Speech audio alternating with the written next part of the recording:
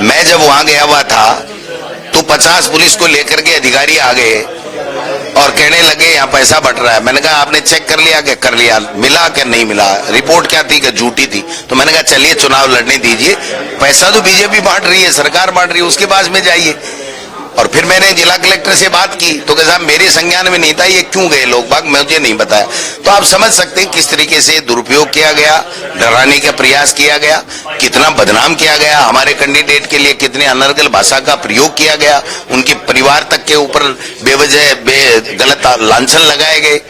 लेकिन जनता ने कहा तुमने 2 साल में क्या किया? कांग्रेस की सरकार ने जो योजनाएं अच्छी दी थी, आपने उन 2 साल में क्या किया वो बता नहीं पाए, इसलिए करारी हार और दूसरे और तीसरे नंबर के लिए संघर्ष करते रहे। और सरकार और पूरी सरकार वहां पड़ी थी, सारे मंत्री फंत्री, और आखिरी 10 तारीख तक 11 तक वोटिंग तक कोटा में बैठे हुए थे। तो इससे ज्यादा दुर्गति क्या हो सकती है इनकी? 2028 में जनता ने बता दिया, प्रदेश की जनता का यही मन है जो अंता की जनता का था, ये बता दिया कि ये लोग बाग झूठे हैं, झूठ बोल करके भ्रमित करके सरकार में आए, इनसे सरकार नहीं चलती है, न जनता का भला हो सकता है। इसलिए उन्होंने तय कर लिया और 2028 में कांग्रेस पार्टी जीते। पूछ रहा है इनको, काम तो करते नहीं है, जाने से क्या होगा? कोई शक्ल देख के वोट देता है क्या? नाम वोट शक्ल देख के वोट नहीं देते। बता दिया जनता ने कि काम नहीं किया आपने।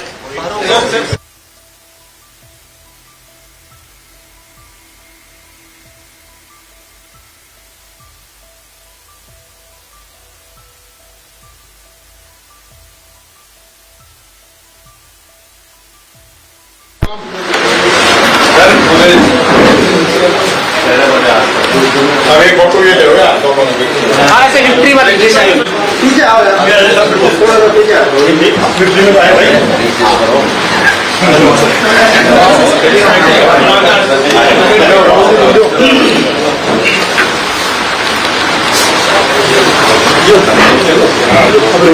जय जय कांग्रेस, जय कांग्रेस, जय कांग्रेस, जय कांग्रेस, अन्ना को सैल्यूट। कांग्रेस पार्टी जिंदाबाद, प्रवीण सिंह डोटासरा जिंदाबाद।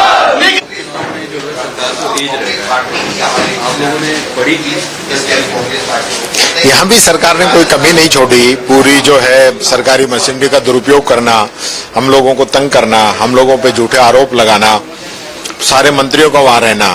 और यहाँ एक सबसे बड़ी खासियत ये थी कि जब यहाँ के मंत्री जाके वहां जनता से कह रहे थे कि आप हमें वोट दीजिए क्योंकि यहाँ पे डबल इंजन की सरकार है तो लोगों के काम होंगे, तो लोगों ने यही पूछा कि 2 साल से भी डबल इंजन की सरकार है तब काम क्यों नहीं हुए?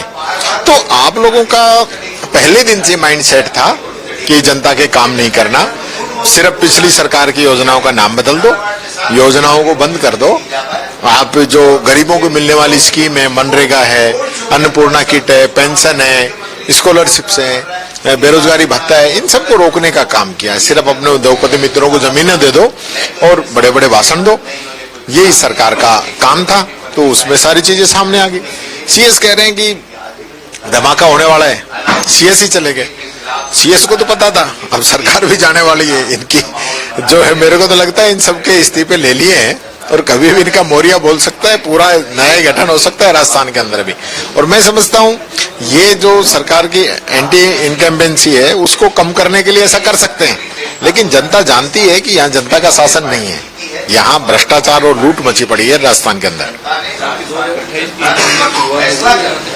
मैं समझता हूँ जनता का अच्छा मैसेज हमारे साथ है। अभी पंचायती राज और नगर निकाय के चुनाव हैं, उसमें हम लोगों को काम करना है और फिर 28 का इलेक्शन तो है। अगर आप ये वीडियो YouTube पर देख रहे हैं तो हमारे चैनल को सब्सक्राइब कर बेल आइकन दबाएं और Facebook पर देख रहे हैं तो हमारे पेज को लाइक करें।